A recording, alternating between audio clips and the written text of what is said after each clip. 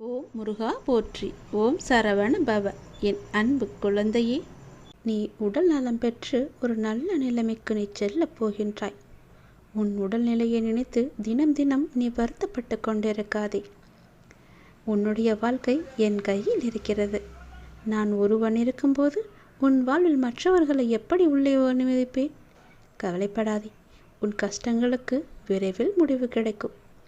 உன்னுடைய வாழ்க்கையானது இனிமேல் தான் தீர்மானிக்கப்பட வேண்டும் என்ற யுத்தத்தில் இருக்காதே, யுகத்திலும் இருக்காதே. அது ஏற்கனவே தீர்மானிக்கப்பட்டது. அது விதி. உன் வாழ்க்கையில் ஆறாக, அருவியாக, கடலாக, சீற்றங்களும் இடம்பெறும்.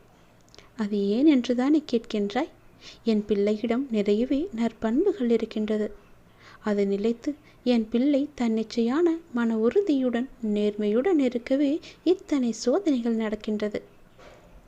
உன் பாதை என்னை நோக்கி என்று திரும்ப ஆரம்பித்ததோ அன்றே நீ செம்மையான வாழ்க்கைக்குள் நுழைந்து விட்டாய் என் தங்கமே. இப்போது நீ வெறும் பயிற்சியை தான் மேற்கொண்டு வருகிறாய். நிச்சயம் நீ முன்னேறி வாழ்க்கையில் வெற்றி அடைவாய். அதற்கான மாறுதல்களை உன் வாழ்க்கையில் இடம்பெற செய்திருக்கின்றேன். அது விரைவில் உனக்கு தெரிய வரும். அது விரைவில் உன்னிடம் வரும். அந்த மாறுதல்களை நீ ஏற்றுக்கொண்டு அதன்படி நீ போ. அது உனக்கு நன்றாகவே விளங்கும். பணம் என்ற சொல் என்பது வெறும் காகித சொல் என்று இரு. பணம்தான் நமக்கு முக்கியம் என்று இருக்காதே. அது வெறும் காகிதம். அதற்கு முக்கியத்துவத்தை நீ கொடுக்காதே. உன் வாழ்க்கை என்னில் சங்கமித்து இருக்கின்றது. நீ நிச்சயம் நன்றாகவே இருப்பாய். என்னுடைய அருளும் ஆசையும் எப்போதும் உனக்கு உண்டு. நான் இருக்கின்றேன். கவலைப்படாதே. இடைவிடாது என்னை விசுவாசத்துடன் தொடரும் பக்தனுடைய வீட்டில் உணவு தட்டு என்றுமே நிறைந்தே இருக்கும்.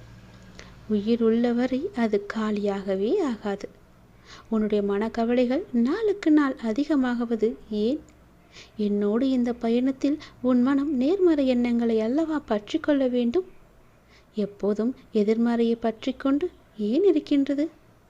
உன் கவலை எதுவாக இருந்தாலும் 2 நாட்களுக்குள் உன் மனதை விட்டு அகன்று விடும் என் தங்கமே.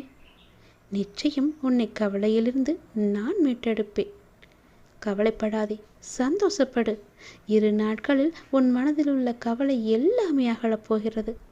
பல ரூபங்களில் பல விதமாக உனக்கு மகிழ்ச்சி வந்து சேரப்போகிறது. நிச்சயம் நடக்கும். உன்னுடைய மனமானது நேர்மறை எண்ணங்களை மட்டும்தான் கொண்டிருக்க வேண்டும். எதிர்மறையை பற்றி சிறிதளவு கூட யோசிக்க கூடாது, நினைக்கவே கூடாது.